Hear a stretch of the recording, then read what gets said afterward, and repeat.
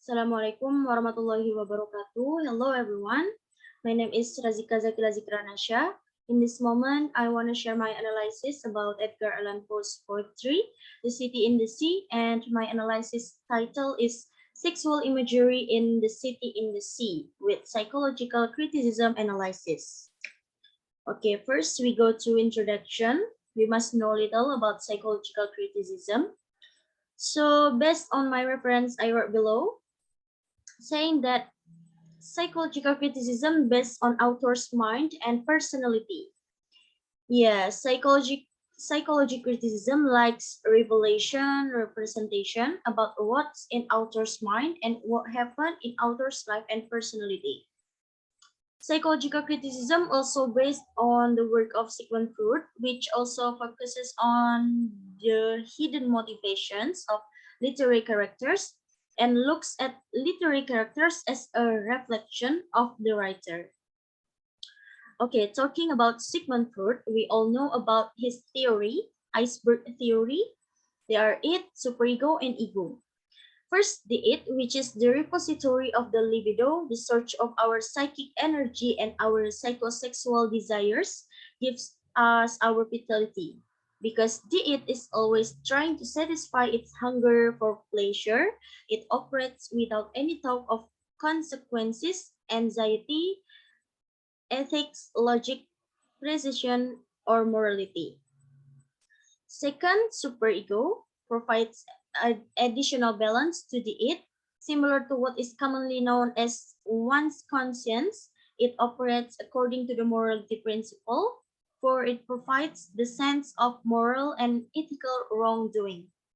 And the last, ego, which operates according to the reality principle, is one such regulating agency.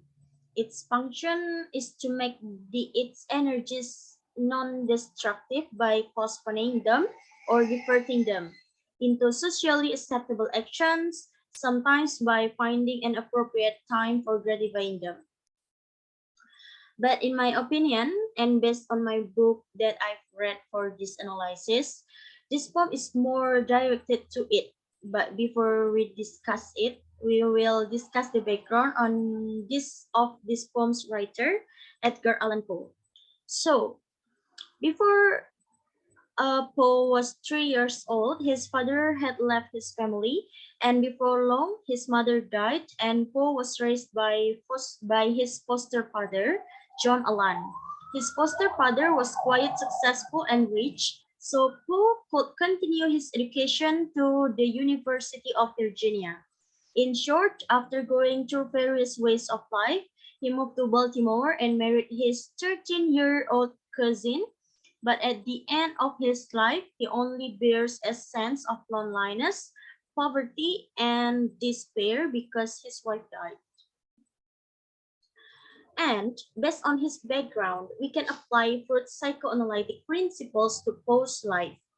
Mary Bonaparte, a follower of Sigmund Freud, believes that Poe was attached to his mother at the time of her death, leaving a void in his libido. This is what I say this poem leads to it, because we had discussed that the it is the repository of libido. Okay, back to discussion. Through his marriage to his cousin and his avoiding the sexual consummation of the marriage, Poe preserved his sexuality. Poe's self-imposed abstinence forced the powerful urges of his libido back into his unconscious. Through the process of sublimation, his repressed sexual force then made themselves apparent in his fiction. His unacceptable activities of his sex drive, this becomes sublimated to the acceptable activity of writing. Next, psychoanalytic approaches to this poem.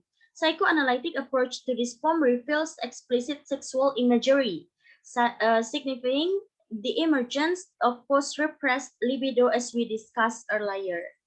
And there are three types of sexual imagery: pelic symbols, yannick symbols, and symbols of the actual sex. But in this poem, I just found pelic and yannick symbols for our discussion. Okay, first, pelic symbols. So pelic symbol is object whose length exceeds its diameter and which represents the male genitals, or sorry to say, penis. And phallic symbols are found in the first, second, and third stanza. In first stanza, we can find sentences like their shrines and palaces and towers. This like the definition of object from phallic symbols, right? And we can find Eden towers and tremble not. In second stanza, we can find, but like from out the lurid sea, streams of the turret silently, gleams of the pinnacles far and free. This is really like explaining about a man's genitals in which there is sperm. And in the third stanza has words like a marvelous shrine, the turrets, and a proud tower. Until here, everything is quite reasonable.